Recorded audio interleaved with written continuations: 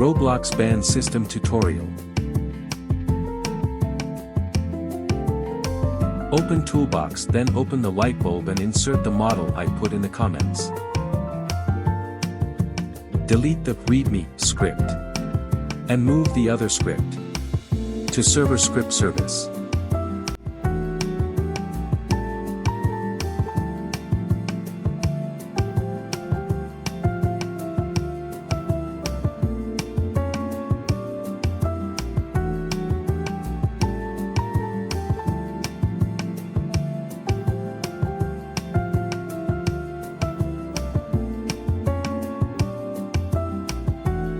Thanks for watching.